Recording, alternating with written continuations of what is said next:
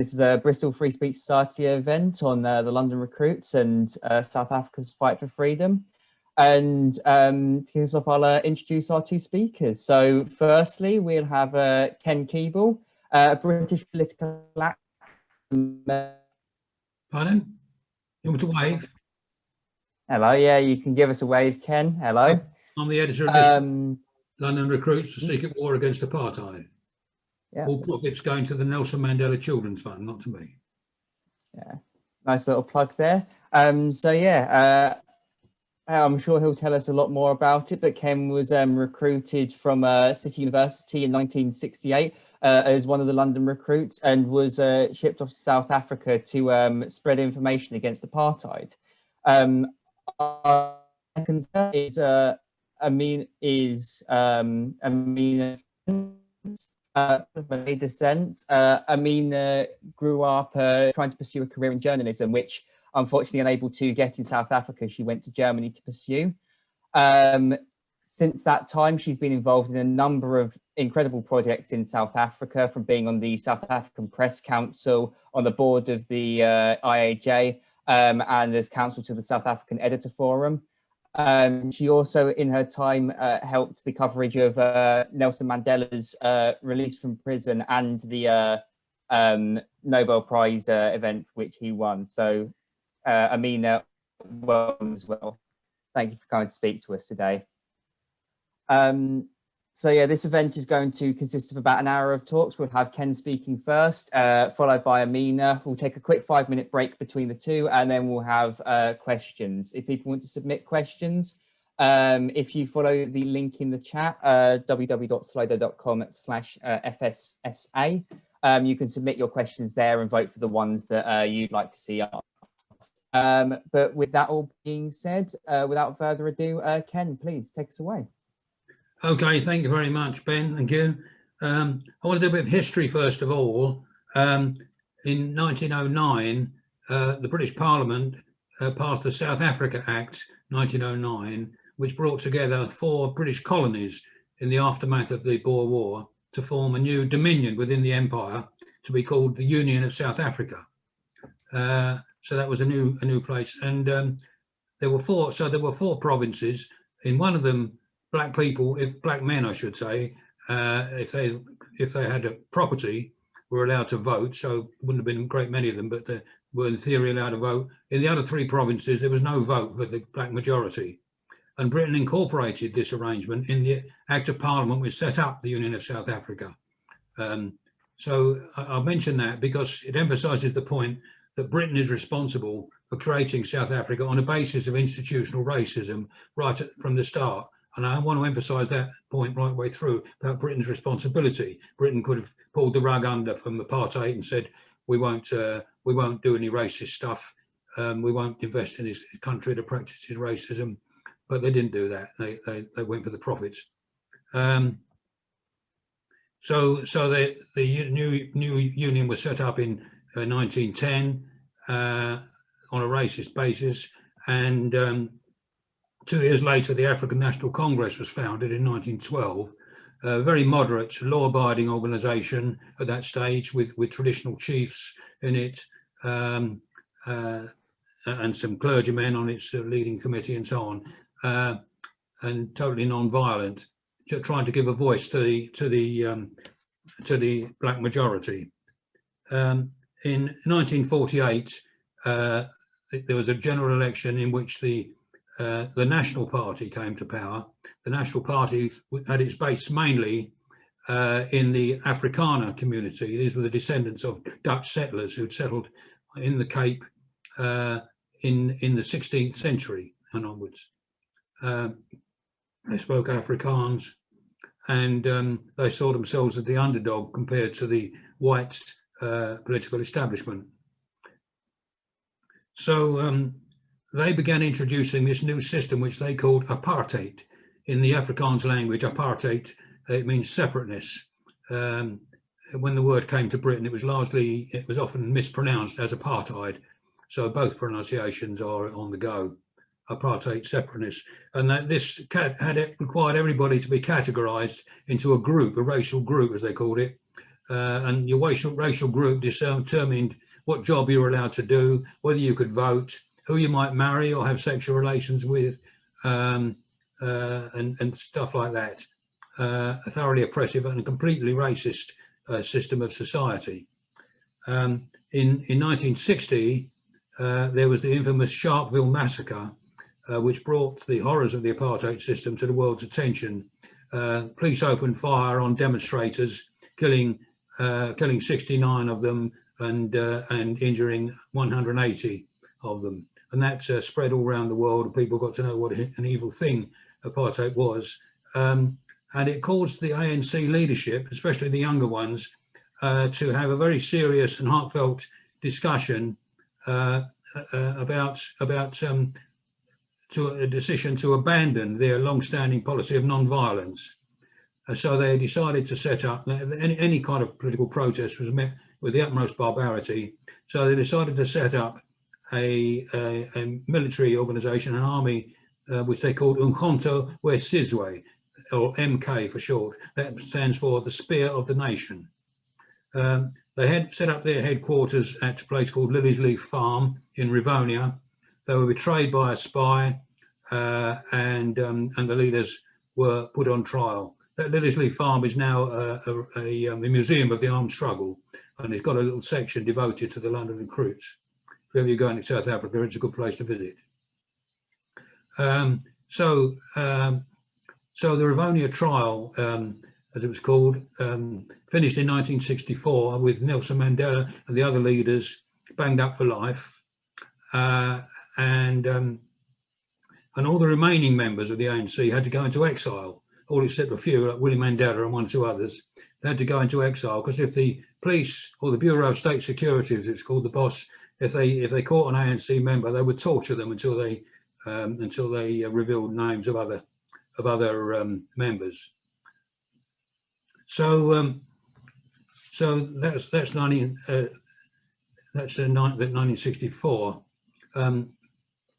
So they went into exile in Zambia, and their leader in exile was Oliver Tambo, and he dreamed up the idea, which much later became known as the London Recruits.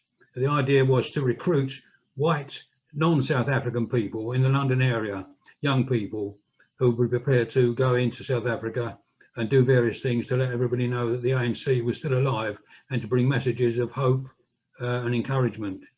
They wanted young people because they wanted people who were not, who had no family responsibilities. And the point about recruiting people in London, mostly British people, was that we were not known to the South African police. And if the authorities were looking out for ANC or MK members re-entering the country, they won't be looking up for people like me or Bob, who's with us today, or Steve Marsling and so on.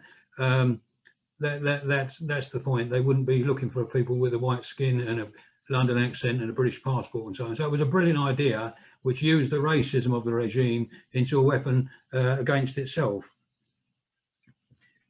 Now,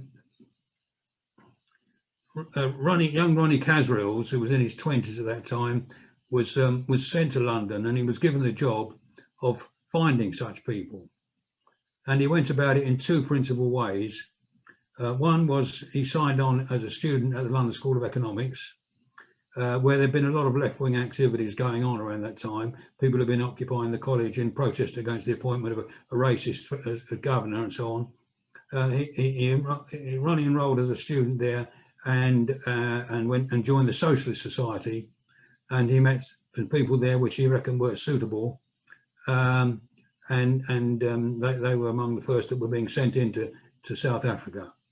The other method he used for recruiting, I should mention, some of those people were socialists in the broadest sense of the word. Not all of them were British. There was one American guy, and one Irishman. They were yes, and some of the others from there were members of the International Socialists. They were young Trotskyists who were members of what was called the International Socialists, which later became the Socialist Workers' Party, which we have today. The other method he used for recruiting people was through the British Young Communist League. An agreement was made between leaders of the South African Communist Party, which had thrown in its lot totally with the ANC and MK, and the British Communist Party, that the London District organiser, London District Secretary of the Young Communist League, would be the recruiter. He would identify people who would be suitable and hand them over to Ronnie Casriels, who would train them up and send them in. And I was one of the people recruited under that method. I was born into a communist family in 1945. My parents and most of my aunts and uncles were communists, and I joined the Young Communist League when I was 13. So I was asked if I would, by George Bridges, the London District Secretary, if I'd be prepared to go to South Africa. I was a student apprentice at that time with the London Electricity Board, training to be an electrical power engineer. And when he asked me, I said, well, I'm taking my final exams in January. This will be January 1968. And I'll be available when those are out of the way. And so the upshot of this was that I was sent to, Ronnie sent me off to Johannesburg in April of 1968. And I had a false bottom suitcase containing 1,200 letters addressed to members of the Indian community. Till then, I'd not really known that there was such a thing as an Indian community in South Africa. I hadn't seen the film Gandhi, which has, of course, come out much later. These letters concealed in the false bottom suitcase were addressed to members of the Indian community, to mosques and temples, in restaurants and so on. And I had to smuggle them in a false bottom suitcase. I had to buy 1,200 stamps and stick them on the letters, and then post them all around different places around Johannesburg, so they weren't all in the same place. I came home, reported back to Ronnie. I never told anybody at all about what I'd done, no one at all. And this has been a feature of the London recruits all the way along. The need for secrecy lasted a very, very long time. It was very deep. So in 1970, 2 years later, Ronnie contacted me again and asked me to go on another mission and to recruit someone to go with me. And so I asked my friend Pete Smith, because he just seemed the obvious person. He was in the same branch of the Young Communist League as me, and we agreed about pretty well everything, and I felt I could rely upon him. And we were sent to Durban, and we had to do something much more complicated. Pete agreed to go, and when I asked him, and he turned out to be, in fact, much better at it than I was. And he worked on and off for Ronnie and for the ANC over the next 20 years. And he went for training in the Soviet Union and in Cuba.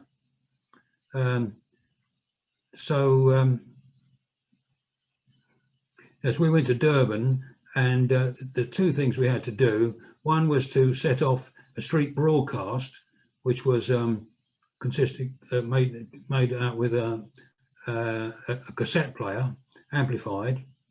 I'd never seen a modern cassette player until then. It was the latest audio technology. They played into an amplifier. There was a place in Durban where lots and lots of black people gathered at the end of the working day to get the trains and the buses back to their townships where they lived. It was at a railway station and a bus station. And we were to set off our amplified message at 5 o'clock in the afternoon, when there were lots and lots of people there. And I'll never forget the opening sound of that cassette recording, because Ronnie played it to us in London before we went. It started off with a voice booming out saying, "This is the African National Congress. This is the African National Congress. This is the voice of freedom."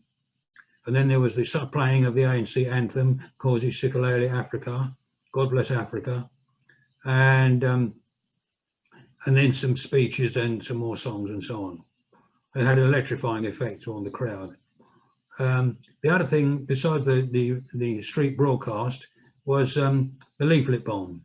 And this was the thing that was partly designed by a man in Bristol. Actually, there were several London people involved in inventing and designing this leaflet bomb. It's not an anti-personnel device at all. Never hurt anybody, but it was a way of distributing leaflets without getting caught. One of the people involved in inventing the leaflet bomb was a white scientist from South Africa named Dr. Ron Press, who lived in Bristol, and he taught science at Brunel College for many years, and he tested his explosives in a bit of waste ground in Bristol, and again it took it out into the Somerset countryside, where he accidentally set fire to a hedge, and the thing was also later examples of this leaflet bomb were also tested on Hampstead Heath and Richmond Park in London, that distributed leaflet bombs, and you can see a picture of it in our book, a sketch of how it worked. Unfortunately, I did something really stupid. When Pete and I were setting up our leaflet bombs on the night before we were to go into action, I accidentally set one off in our hotel room. And for years afterwards, whenever I thought about what I'd done in South Africa, I thought I thought about the accident, the mistake I'd made in setting this thing off, instead of about feeling proud of what I've done. But I've sort of got that more sorted out in more recent years, got it in perspective. I managed to talk my way out of that situation.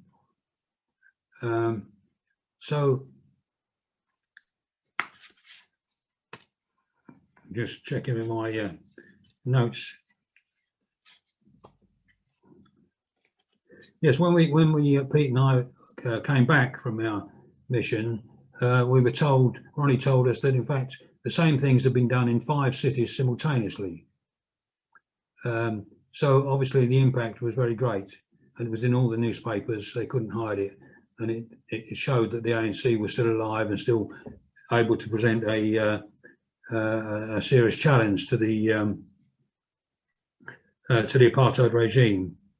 In 1993, moving forward, Ronnie published his book, Armed and Dangerous, My Undercover Struggle Against Apartheid, and that had a chapter in it called London Recruits, and that's where we eventually got our name.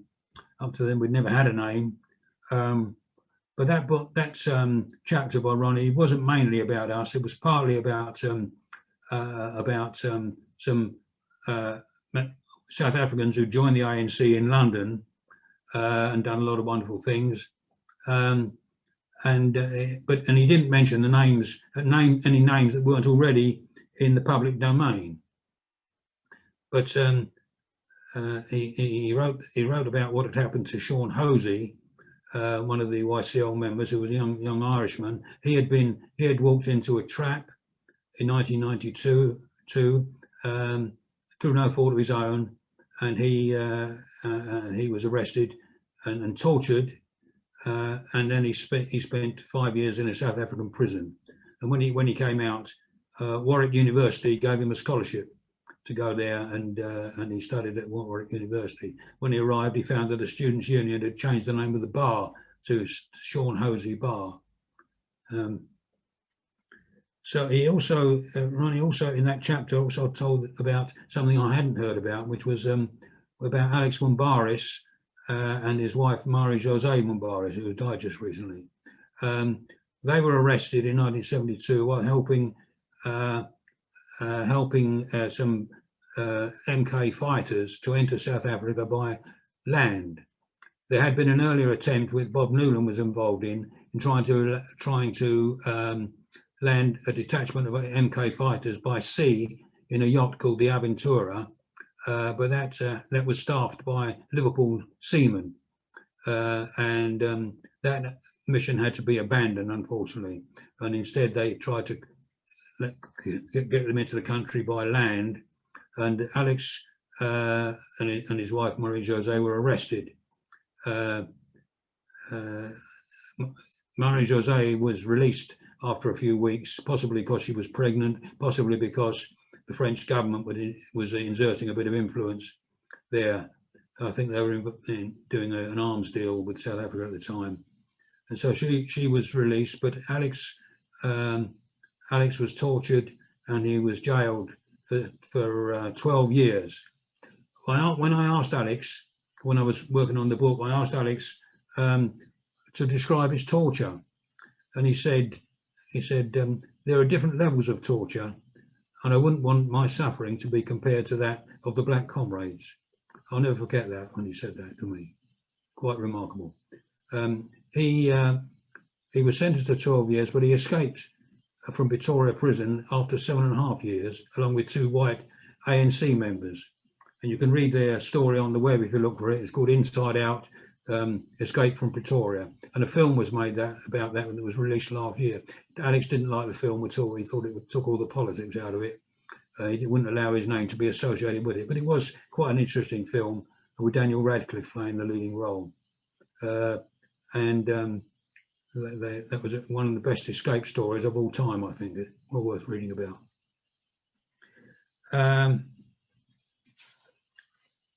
Now, in 2005, I had my 60th birthday. I was born in 1945. And I asked myself the question, what have I got to do before I die? When I feel death approaching, what would I most regret not having done? And I recommend all you students to ask yourself that question. You don't have to wait till you're 60 to do it. It's quite a useful thing. And so when I'd asked the question, I knew I had to write the story of what I'd done. And I sat down and wrote it in about 3 days. And then I thought, no, I won't just get it published as it is. I'll try and track down the other people who were involved and get them all to write their stories. And I knew there were others, but I didn't know very much at all about who they were or how many there were. But I just thought, if I can do that and get some of their stories in, it's bound to be an interesting book, each chapter written by a different person. So I began tracking them down. It wasn't difficult to find Ronnie, first of all, because he was a minister in the government under Nelson Mandela at this stage. I was able to find George Bridges, who'd recruited me. He was in the telephone directory. And they began sending me names and helping me and so on. And it was a wonderful experience discovering all these people. And in June of that year, 2005, Ronnie was coming to London in his ministerial role, and he arranged for the High Commissioner to lay on a reception for those recruits who we'd discovered up to that point. And that was in June of 2005, and it was a very wonderful experience. We'll never forget it. Some of us knew each other, most of us didn't know each other. We all knew Ronnie, of course, and that's why he called it a reunion. I called it a reception. What was particularly salutary, apart from the fact we were all telling our different stories to each other, what was particularly salutary was that at the time we'd been in South Africa, we had been on opposite sides of various ideological differences back home in London. I mean, there were the Trotskyists of the International Socialists against the Orthodox Communists of the YCL, and then within the YCL people there were the more pro-Soviet ones and the more less pro-Soviet ones, shall I say. Quite vigorous and vehement in our disagreement with each other, but not knowing that we were actually doing the same kind of things, or literally exactly the same things in South Africa at the same time. So that's quite an interesting thing. Another thing I discovered around that time, which was most remarkable, was the what we call the secret safari, or Africa hinterland. In the mid-80s, Joe Slovo, leader of the South African Communist Party, had set up a fake tourism company based in Greenwich High Road, which was to smuggle large quantities of weapons into South Africa, because everybody thought at that time that the whole thing was going to end in a bloodbath. It didn't, to the extent that people feared, but there was a lot of bloodshed, and the government was setting one lot of black people against another, doing everything possible to thwart the liberation struggle by division and so on. And so the ANC and the MK needed weapons. And so these different generation of London recruits operated this safari company where people would sign on to have a holiday in southern Africa, travelling on a converted Bedford lorry, and every time they crossed the border into South Africa, they didn't know that they were actually helping to smuggle a large quantity of weapons into the country. It was an extraordinarily brave thing to do, and they would have had a terrible time if they had been caught, but they weren't. When the book was published in 2012, as I said before, all the royalties go to the Nelson Mandela Children's Fund, not to me or anybody else. And we discovered some things, quite extraordinary things. As soon as the book came out, of course, there were more people to find that we hadn't found then. One great example was Mary Chamberlain and Joy Lehman. Mary Chamberlain and Joy Lehman were both working at the London College of Printing as lecturers. They shared an office for 10 years, and neither of them knew that the other one was a London recruit. Quite amazing, quite amazing. And it shows, it illustrates this tremendous discipline that people had about never talking about it. A few of us went on a tour of South Africa at the time of the book's publication, organised by Ronnie, and we met leading figures in the liberation movement there, in particular the former president, Thabo Mbeki, who promptly invited us to his 70th birthday party, and he included us in his speech and played great tribute to what we've done. And it was very clear from what he said and what other people said that the London recruits had made a big difference, and we transformed the prospects of the ANC, and we kept the struggle going at a very, very difficult time. So I want to conclude now by just saying, what do you think about the motives, the ideals that motivated us at that time? They're so relevant, it seems to me, to today in all sorts of ways. I mean, the fight against racism is obviously hugely relevant today with the Black Lives Matter movement. That's just the latest manifestation of this problem. The fight against capitalism, we must never forget that the British capitalism, the British capitalist state, could have stopped apartheid if they'd wanted to, but it was very profitable to invest in apartheid South Africa, to have such a workforce that had no rights. So the whole British economy, in fact, was being subsidised by the artificially cheap labour of the South African people. So Britain was involved all the way along. Apartheid was declared by the United Nations General Assembly to be a crime against humanity, but which shows that Britain was implicated in the crime, and I think that's a very important point to understand. And of course, international solidarity is as important now as it's ever been, and there are new avenues for international solidarity because of the greater interconnectedness of the world and because of social media.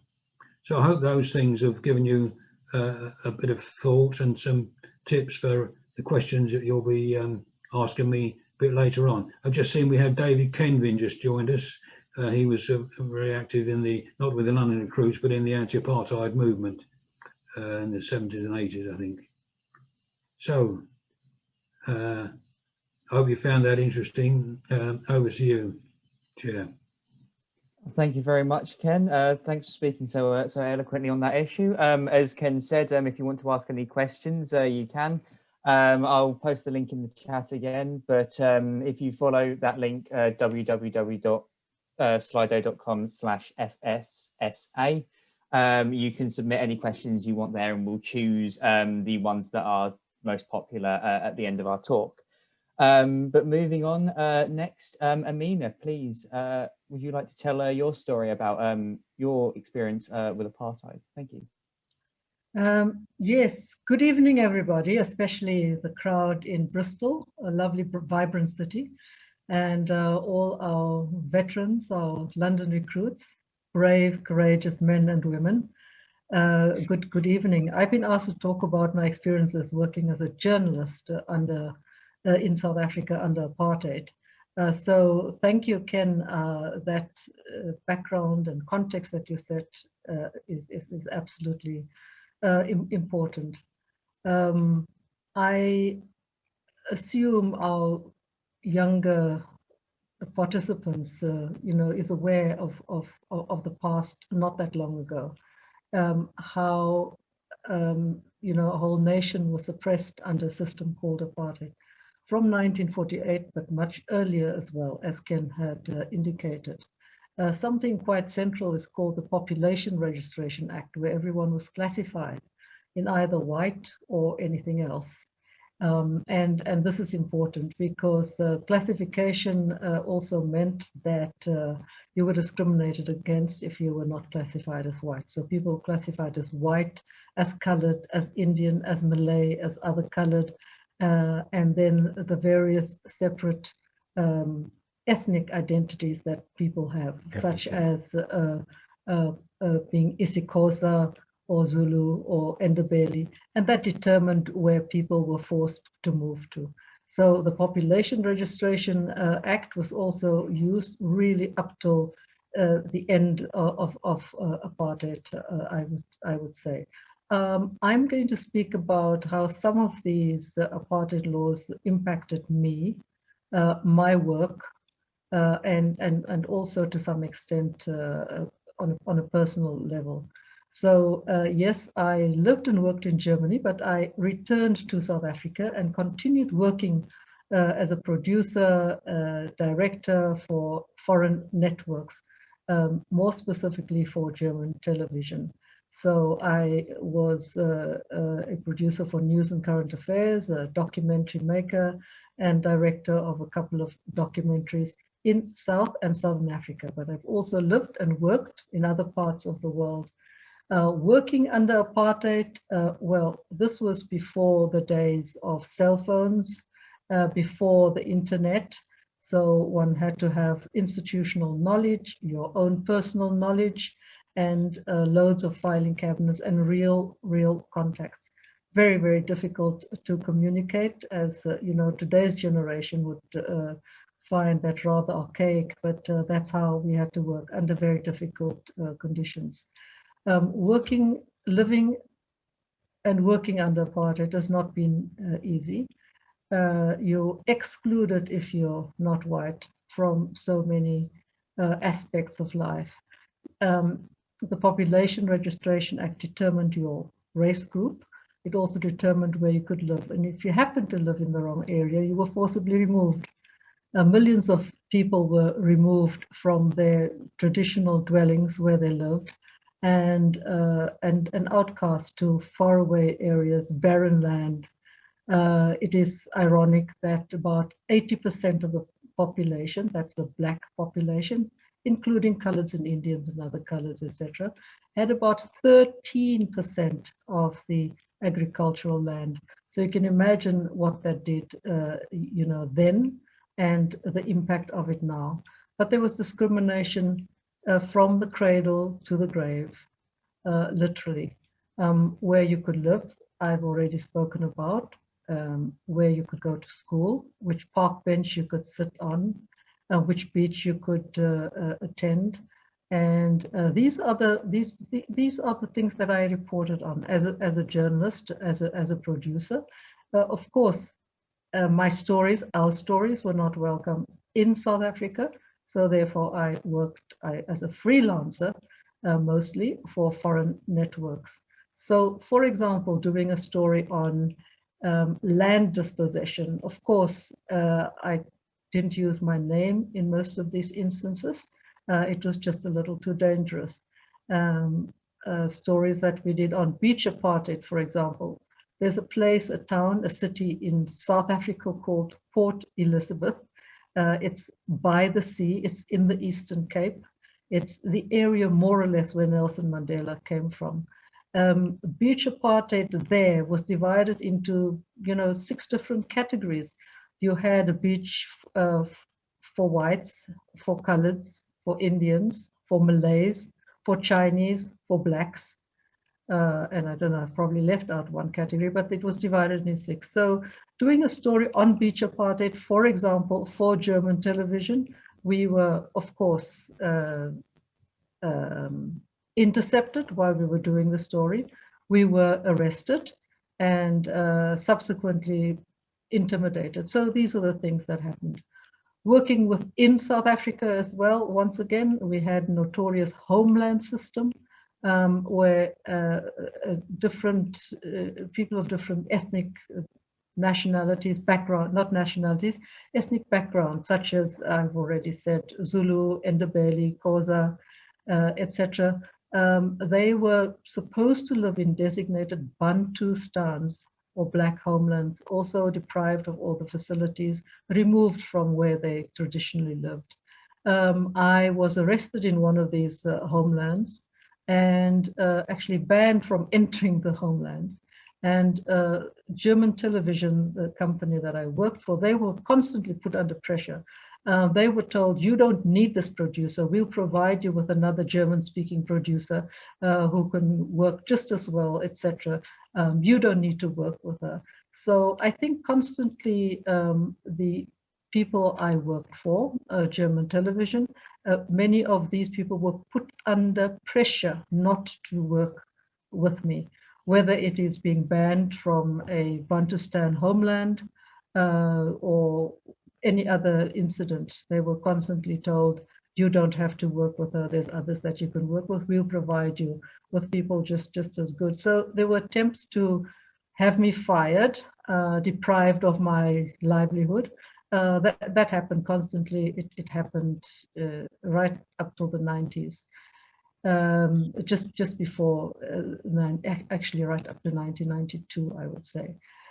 So these are some of the conditions that I worked under. I also, when I was based in Johannesburg, I also worked for German television covering Namibia, for example. At the time, it was called South West Africa. It was illegally occupied by South Africa. And we had South African soldiers there, and we committed atrocities. There was a real war going on there. While I was involved with a film for BBC Panorama, an investigative journalism program, we were arrested while we filmed atrocities perpetrated against ordinary village people, ordinary people, etc. But I've done several films and worked in Namibia as well under dangerous conditions. Arrests, as I've said, and deportation, for example, of the BBC crew. I couldn't be deported because I was South African, and I had to return to South Africa. So, yeah, I had some experience working in Zimbabwe as well, and was subsequently declared a prohibited immigrant at the time by Ian Smith.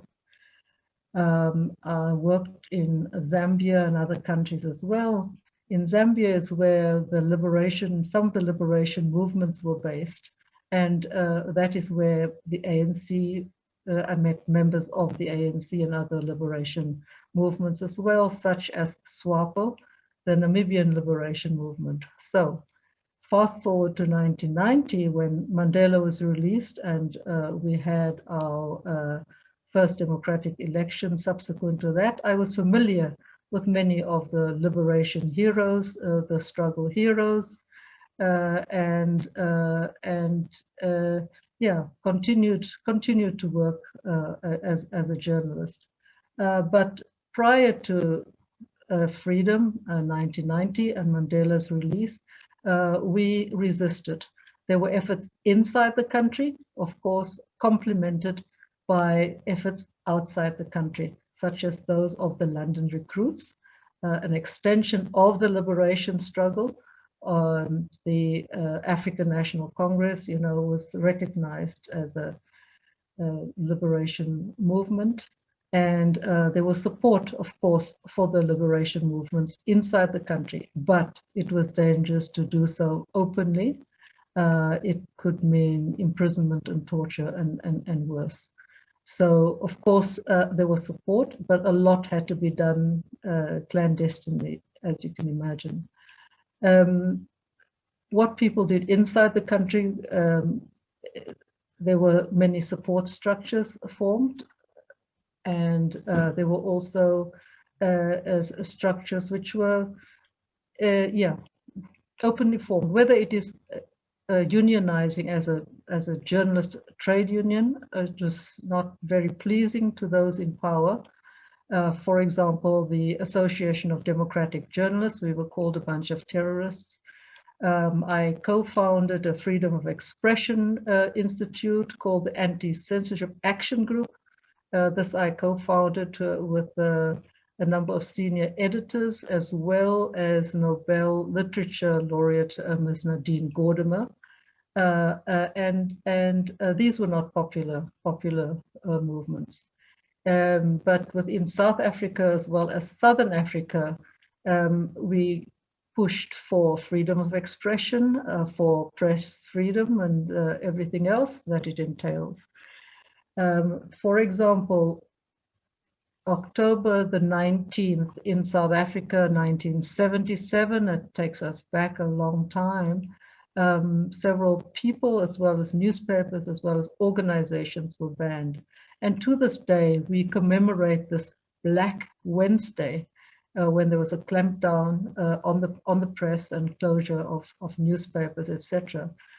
So we have our sort of national media press freedom day, but in the region we also had in 1991 the Windhoek Declaration of Press Freedom, and this Windhoek Declaration was subsequently adopted by the United Nations, and it's celebrated on May the 3rd as World Press Freedom Day. So just an indication of our own African initiatives, being recognized around the world. Of course, as a journalist, one is restricted. There's much that one could not do openly.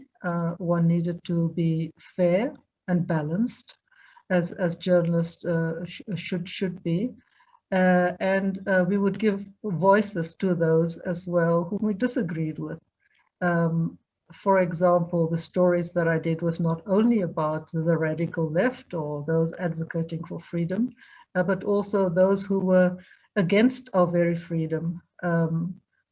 So we did stories as well on the so-called extreme, if you can call them, right-wing white movements, for example. And it's interesting that they talked to someone like me because I was seen as representing or working for the foreign press, but specifically the German press. And some of these people had admiration in their own warped and distorted way for the German press. So at some stage, I was followed. I chartered a small plane to Bloemfontein, for example, which is about 460 kilometers from Johannesburg, where I live. I chartered a plane to go and interview what is seen as a right-wing farmer. And I was followed by the police in the area because they thought I was going to be interviewing somebody else that they were seeking. There was a right-wing guy who was called Piet Skit Rudolph. He was seen as reactionary right-wing, sought by the apartheid police then at the time, so he was a bad guy. They didn't know where he was, they didn't have any contacts, and they thought I had contact with him and I was going to meet him. So I was followed by police. They searched my plane, our plane, which is on the runway that I chartered. And while we were at dinner at the hotel where I was staying, they broke into my room and tried to confiscate the tapes. But meanwhile, I had the audiovisual material with me. So that didn't succeed. We flew back to Johannesburg, and promptly, I was awaited by 4 burly policemen, and they wanted the material, the audiovisual material. Of course, I didn't hand over the material and fortunately got away. So I'm mentioning this to just try and depict the kind of society and the societal ills I worked and reported on. It's a very mixed bag. It's a very crazy society. And at the same time, while all this was happening, I was also subjected to the apartheid laws. My ancestry is Indonesian or Indian Indonesian, so I'm classified as something called Malay, which is a kind of an inferior second-class subgroup to the white group, and I was also, well, excluded from, you know, all the facilities and everything else that is just taken for granted, easily enjoyed. So for example, how do I show support for the liberation struggle where it was a banned movement and highly dangerous? My sister joined the armed struggle as well, and becomes very difficult. If you're known to be in touch with someone in the liberation movement, you just become a target. So I was on the run for a while in South Africa. My mother was arrested, another sister was arrested. So altogether, my mother and 2 sisters and nieces and nephews, they were all arrested. The nieces and nephews were released because they were young. But my mother and 2 sisters, they were held separately in solitary confinement in various prisons. 2 of them in Pollsmoor prison, where Mandela was as well at the time. Mandela and some of the other political prisoners. So a sister in the armed struggle, and how does one carry on the support, as I said, way before cell phones and the internet and other modern means of communication that we're all used to today. But I also reported on, obviously, land dispossession, the Group Areas Act, forced removals.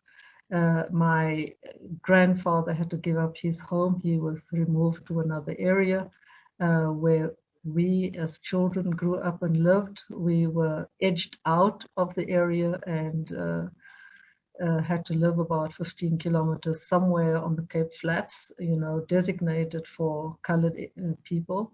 And the rest of my family, you know, various forms of repression. Of course, many emigrated. I have family who emigrated to Canada and the UK and Australia because they just were not going to put up with the apartheid laws. I broke a couple of laws personally as well, such as the so-called Immorality Act, which prohibited relationships or sexual relationships or sex across the so-called color line. I met and married a German man, a German husband, so I broke the Immorality Act, and they tried to arrest me a few times. I broke the Mixed Marriages Act, which was also prohibitive. I broke the Group Areas Act, but it's all a little crazy. In my own house, I was arrested. They tried to arrest me twice. And one of the policemen was totally confused. He apologized and said, "I'm so sorry, I must have the wrong information. You seem to be such a nice Jewish girl. There's something wrong." So yeah, these are just some of the things. But at the same time, as I was saying earlier, when I worked for German television and other networks, I didn't use my name, couldn't use my name when I did stories on sanctions and atrocities, obviously, atrocities against detainees, atrocities against men, women, and children. It was just too dangerous. But it's a privilege to work as a journalist and to be trusted by so many people of all walks of life. So I value the trust that people put in me and us as journalists, and I believe I never will, never have betrayed this trust.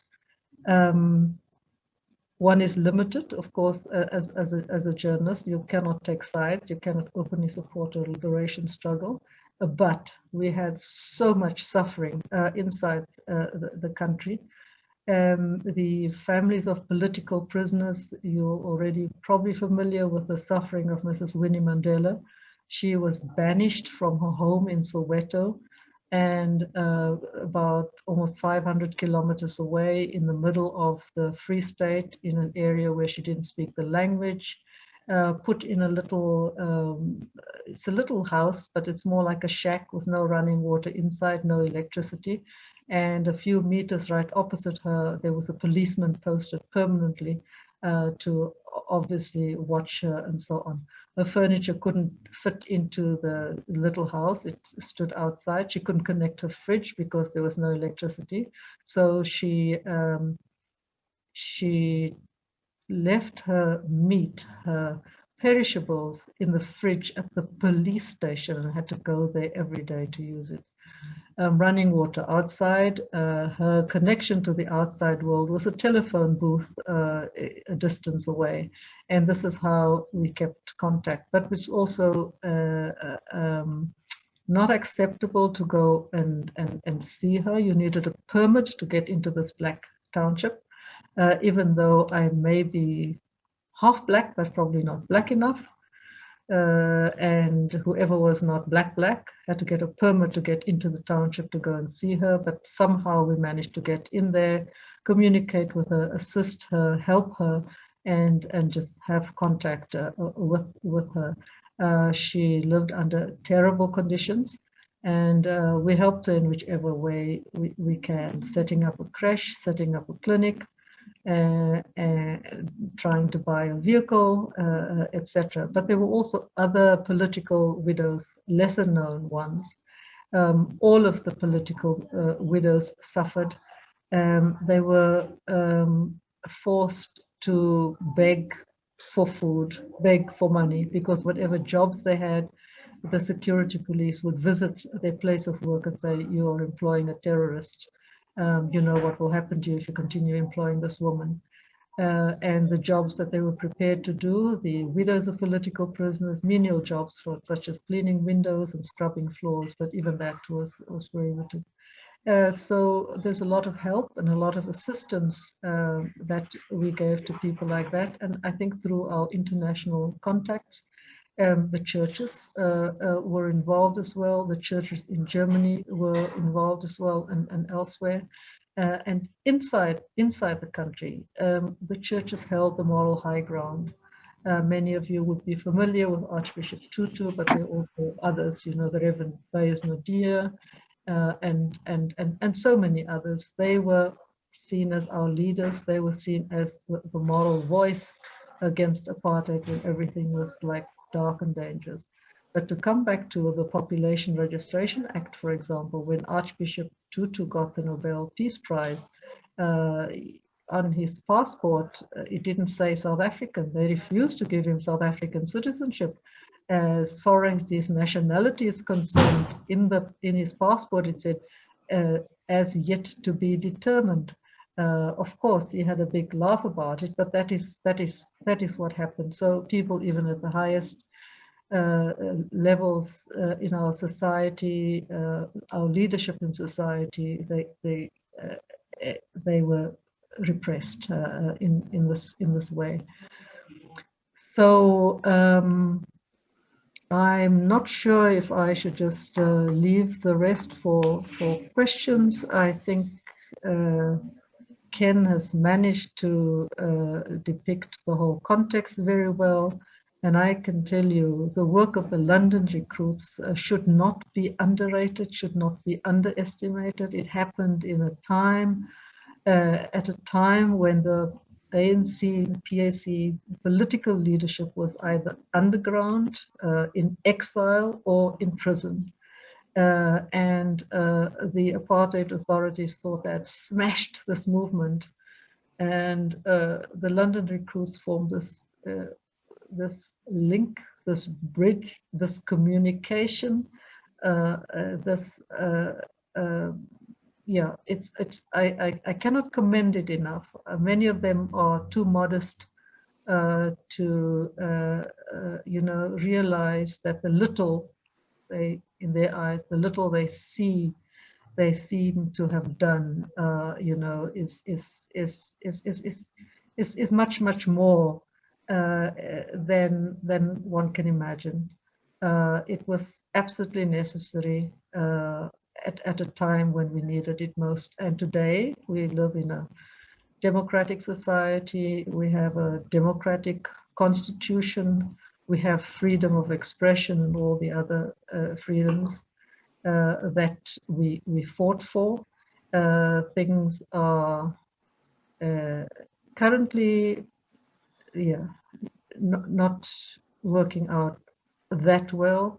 We still have lots of people living in poverty, many people unemployed and neglected, but it's more corruption, you know, within our leadership, and that is preventing us from being the developed nation, the developed country we should be. We have the means, we have the resources. To some extent, we have political will, but I think everything is just negated by massive corruption. But we're grateful to be living in a democratic state, and happy to be here to be telling the tale. Thank you.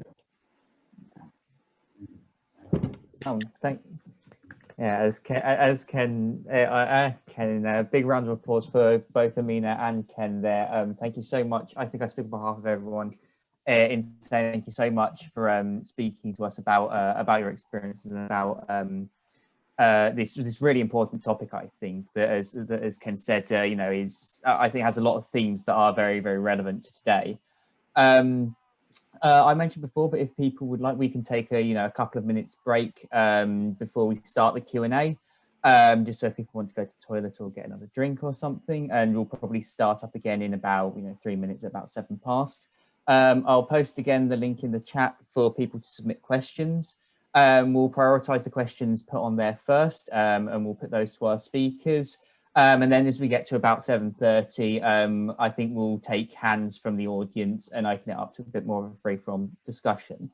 So for the moment, at least, I'd say, people go and take a break, and we'll be back with you in a couple of minutes. Thank you.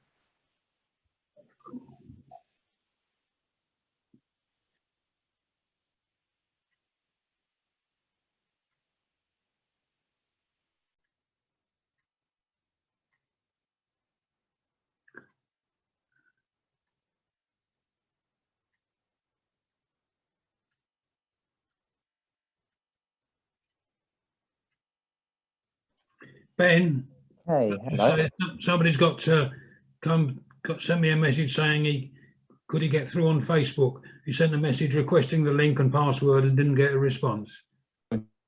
I'm sorry about that one. Do you know who it was? Yeah. Tandile Nombeko. Oh, I'm sorry. I don't think I'm not sure what happened. I can send the link out now, if you want to pass the link on to him now. That's more than fine. I took the emails that were on the sign up sheet, but if he sent an email to us, I unfortunately don't think I received it. How would you get it on Facebook? Is it live on Facebook now? If you just sent the link to him personally, then that would also work. Oh, I see. Yes. Not sure if I can do that without without losing my screen.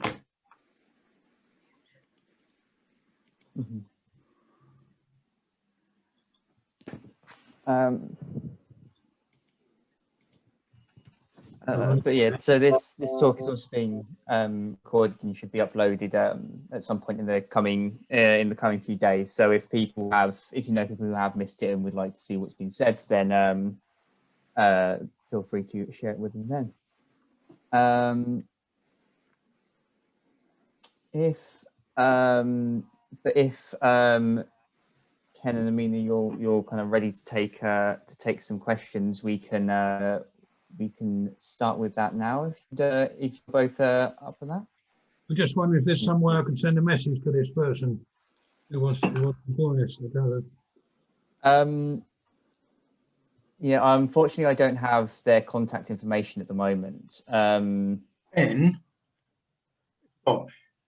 if you minimize your screen, just do on the minimize so you won't be coming out of the meeting. If you minimize the screen, or even just click on your email, look at the bottom, it won't take you out. The email will come up on top and you'll be able to forward your email link. I think I've done that, Bob. You have? Okay. I still don't know how to get in touch with Tandile. Okay. He's come through on my phone. Okay, no worry.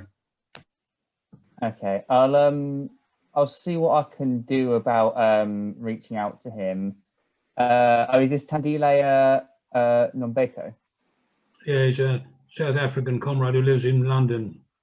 Okay, I can send him a message on Facebook and hopefully he'll get the link there. Is that okay?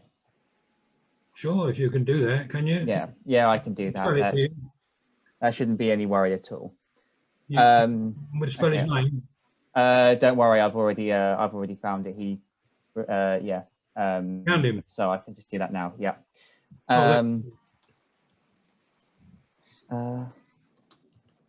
So yeah, I'll send that message to him now. But in the meantime, if people are okay to start questions, I think we'll take the kind of top one on our submission form, which is from Benji. Benji, if you'd like to turn your mic and camera on and ask a question. Again, thank you again for coming to speak to us. I was just wondering, you mentioned that following recruitment, one would undergo some training before traveling to South Africa to complete tasks. What did that training entail?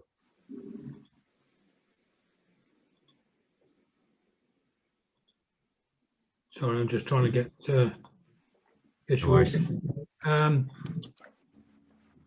well, they were different for what different people did. There were some sort of elementary things, like when Ronnie had to hand over a load of money to me to buy my airline ticket, we went into a bank. So it looked, handing over a sum of money to somebody looked ordinary. Things like that. And when he wanted to meet me to discuss the next operation to prepare for going to South Africa, we met outside the Dominion Theatre in Tottenham Court Road, because that's a place where lots of people arrange to meet each other. There were other people standing around, obviously waiting to meet somebody after work. So me waiting to meet Ronnie wasn't anything strange. Things like that. Fairly simple things. But I'm sure other people who did different things had a lot more training.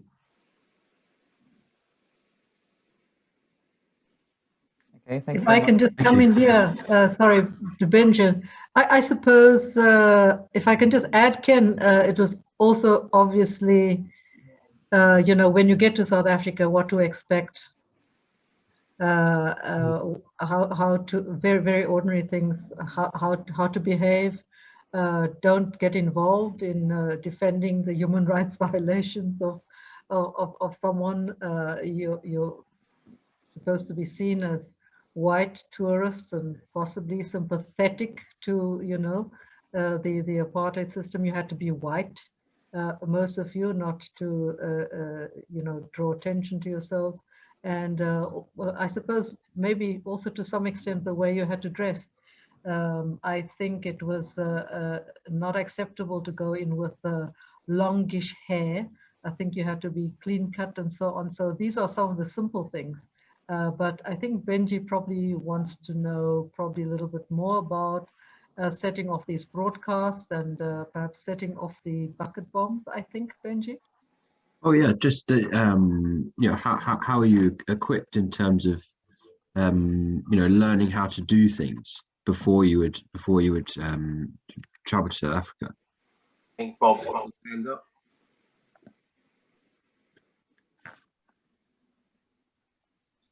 Ken? Hello, sorry about that. Yeah, I just want to add a couple of things, if I may. On reflection, of course, we were well undertrained for the reality of South Africa. We were activists against apartheid. I had no idea what was going to confront us when we got there, despite whatever Ronnie said. We were trained in things that now seem commonplace. How to avoid being followed, or how to see if you were being followed. So walking at a steady pace, stopping, looking in a shop window, looking for reflections in the glass, going into one door in a building and out another one, and doubling back on yourself and things like that, which now everybody who watches high thrillers on TV, it's a matter of course. But to us then, as young working class kids who may never flown before, never stayed in a hotel before, everything was strange. But there was also then the practical training on the leaflet bombs, how to set them off. After Ken's accident, we had little plastic stickers over the end of the terminal, so if they accidentally came together, it didn't go off in our hotel rooms and whatever. But as I say, nothing could really prepare us for the reality of apartheid. Will G wants to speak. Yeah. I'd reinforce what Bob said. There was the basic stuff. I did my training in a forest outside Bristol with Ron Press. And I think the biggest trauma when you're actually doing the leaflet bombs wasn't all the preparation. It was the 5 seconds or 20 seconds before you thought they were going to go off to know if they will actually go off.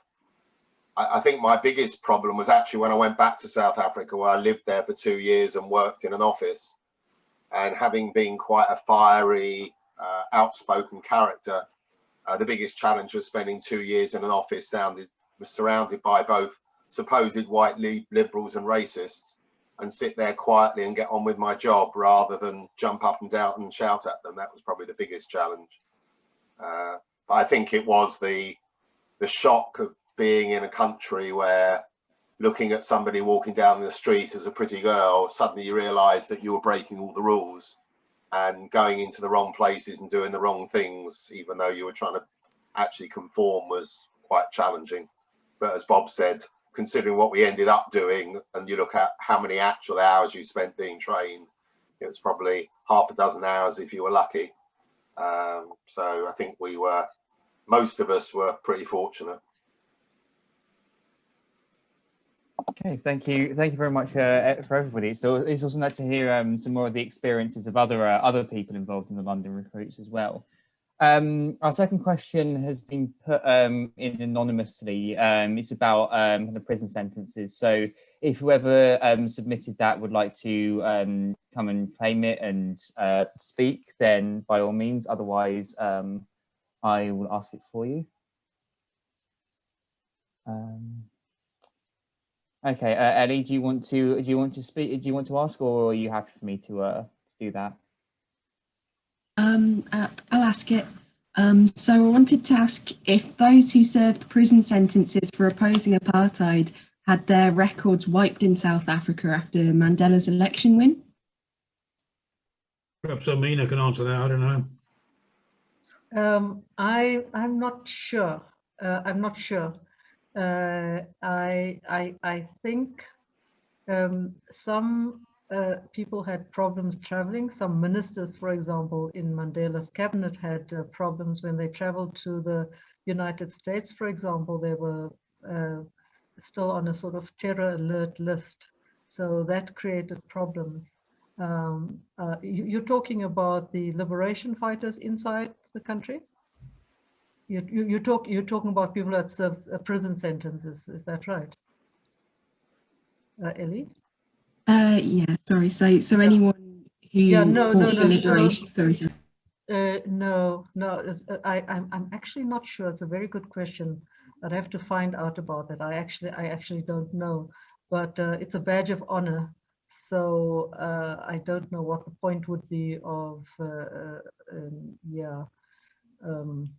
wiping it out, maybe in a form of amnesty or something like that. I'm not sure about that, Ellie, but I'll try and find out. No problem. Thanks very much for. Okay, yeah, thank you for. Ben, I could add something very briefly to that if there's time. Sure, if you have a. In general, no sentences or convictions were written off. At the Truth and Reconciliation Commission, you could go there and accept responsibility for your actions and be forgiven, effectively pardoned, but the conviction stood.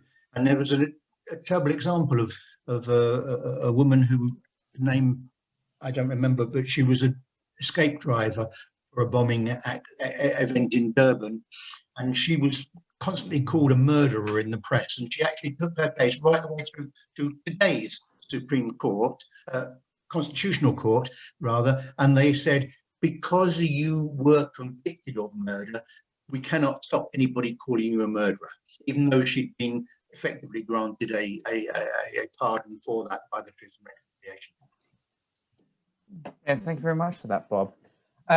So the kind of next question was one that I had a few questions that that I was quite interested to ask, but one that I think is kind of quite relevant now is and for us as a free speech society. I mean, you spoke about how in the past you used to engage with kind of these like far right organisations in your this quest to have kind of like balance as a journalist, despite them disagreeing with you. In kind of a culture now where I think quite a lot of people are reasonably resistant to this idea of speaking to people with you know, these very troubling views. How important do you think, and for Ken as well, if you have an opinion on this as well, how important do you think it is to continue having those conversations with these people that we vehemently disagree with in fights for, you know, against racism and for freedom, kind of across the globe? I think it's important not to suppress these voices, but I think giving them a platform, in our particular case at the time, was a question of explain yourself. What is your problem? How can we, you know, how can we find another way, find a middle ground? But what is happening today, it's another story. It's another ball game. We have social media today, and at the time, things were rather limited then, you know, to mainstream, to press. It was, you know, it was. We didn't have social media at the time, and word couldn't get around, whether it is for a reactionary movement, a right-wing movement, etc. So everything had to be done then, the sort of the traditional way. I think it's important not to suppress voices, but some of these voices can also lead to great harm. So it is important to know who those voices are, what they represent, and really keep tabs on what harm they can do to society. I think that is important.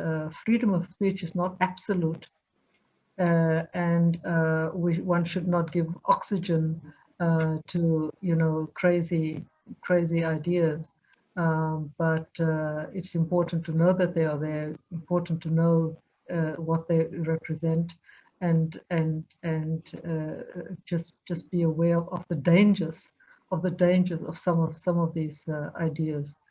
I don't have a clear-cut answer, but I think as media, whether it is mainstream, whether it is social media, whether it is socially communicating, we need to be responsible for our actions. We need to be aware of the power of our ideas, the power of our words, especially in the age of digital communications. A bad idea spreads faster than wildfire, and it can cause great harm. So one can't turn the other way. It needs to be challenged. It needs to be addressed. It cannot go unchallenged.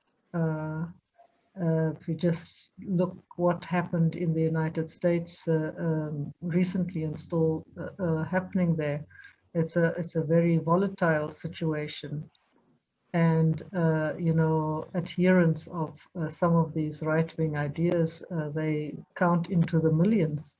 And in Europe, there's also a kind of a tendency to go sort of right of center, reactionary in some cases, and I think one needs to keep tabs on this.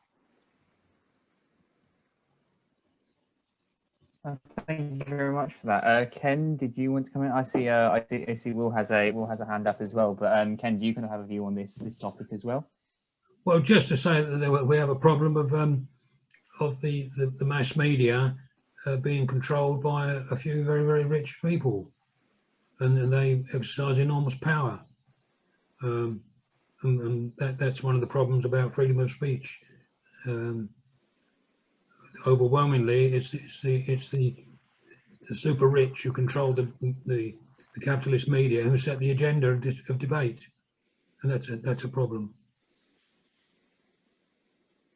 Thank you. Will, I see that you have a hand as well. If you'd like to speak, then please, by all means. Yeah, and given the name of your organisation, I think a debate about free speech is quite helpful. I'd like to extend the question slightly to look at the breadth of political opinion. Ken mentioned that we retrospectively realised that the London recruits came from a broad range of political views. And I think, as well as debating the issues of the right, I think we all have a tendency, and it's happening on a whole load of political areas at the moment, to try and shut down debate of any sort where we don't agree with it. And social media is almost exacerbating that. We end up in our own little bubbles. And there's a number of debates ranging at the moment where there are attempts to, whether it's in the Labour Party or elsewhere, to solve political problems by administrative means. I think wherever possible, trying to create an environment which we were very successful with in the anti-apartheid movement, where a breadth of views can actually be shared and you can agree a way forward, is very healthy. And anything where we start to think the solution is an administrative means is quite dangerous, although clearly there is a line you can't go over with the fascists, where we know exactly what they'll do if they only get any sort of control, and all our freedoms will disappear. But other than that, I think the attempt should be to keep the broadest debate possible. Yeah, thank you for that, Will. I think you make a very good point there. So we're coming to the end of the time we've got to speak. I think there was, unless there's anybody else who would like to come forward with another question that they have a desire to ask. I think that one question that I think would be quite interesting to end on is kind of looking at kind of the legacy of apartheid and the kind of things that we've been talking about. And this can go to either Amina or Ken, but you know, kind of in South Africa, maybe in other parts of Africa and in the world at large. You know, to what extent do you think these you know, these censorious and oppressive laws have had a legacy around the world, and to what extent do they you know, affect the governments and the interactions that we have today? Ken, you go. To try and think how to answer that. Well, certainly in South Africa, I mean, racism hasn't been abolished. You know, formal institutional racism has been made illegal, but still racism exists in people's minds there. I'm very pleased that in Britain, I feel that that what we London recruits didn't just strike a blow against racism in South Africa, it struck a blow against racism in Britain. The forces that we were against were forces that actually promote racism in Britain. The Tory party, the big corporate interests, the banks and so on, who were siding with apartheid without saying so. We struck a blow against them, and we need to keep telling the story of the London recruits, I think, to help people understand that. And my hope is that the story of the London recruits, especially when it's told through the film which is coming up and through our book, will inspire people to fight for a better world. That's my aim. That's what I do this for. Well, talking about the legacy, we have a rich legacy left by people like Mandela and others who fought for our freedom. But we've had mass impoverishment and land dispossession. So it's very difficult to even ever catch up. We still have land restitution problems, and it will rear its ugly head again. Some changes in our very liberal constitution talks about land dispossession without adequate compensation. Unfortunately, we're probably going to see quite a bit of that. But this is part of the legacy of apartheid, the 1913 Land Act, well before 1948. But I think the world is also looking up to us in having found a peaceful solution despite the armed struggle and the strife, the struggle for freedom and dignity. So the world is looking up to us, and how did we solve our problems? And lest we forget, the international community, whether it is through the London recruits and other organizations, institutions as well, you know, who were sort of co-midwives, I think, for our democratic dispensation, our freedom that we enjoy today. I think we as South Africans cannot turn a blind eye to human rights abuses elsewhere in the world. We cannot turn a blind eye to what is happening, for example, in the Middle East with the apartheid that Israel is perpetrating on the Palestinian people. So the fight is not over. We are not free until all of us are free. We are not free if the Palestinians are not free. That's some of the words of Nelson Mandela. So we must continue to be vigilant, whether it is a fascist uprising, reactionary right-wingers, you know, controlling the narrative, whether it is the media, you know, going in another direction with popularized terms and terminology. We have to be ever vigilant in terms of how we use the spoken and written word, and not turn our backs, not turn a blind eye to human rights abuses elsewhere in the world. We are free today, you know, through the help, assistance, cooperation, and solidarity of the international community. So we as South Africans, we need to take the high ground. We have to take the high moral ground and pressurize our leaders, our politicians, our international community to ensure that there's freedom for the people of Palestine and so many other people around the world who are suffering under repression.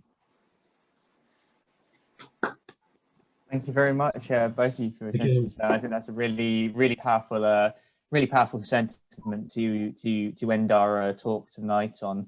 Yeah, I'd like to just say, I think on behalf of us, a big thank you again to both Ken and Amina for being here tonight with us and speaking to us. And a big thank you to everyone else as well who came along tonight and got involved with tonight's event. So now what I think we're going to do is we're going to stop the recording, and people are free to leave if they want to.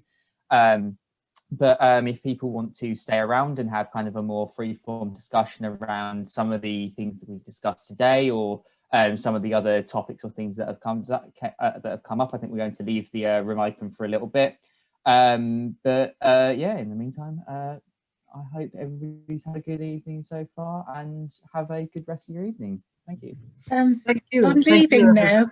Thank you.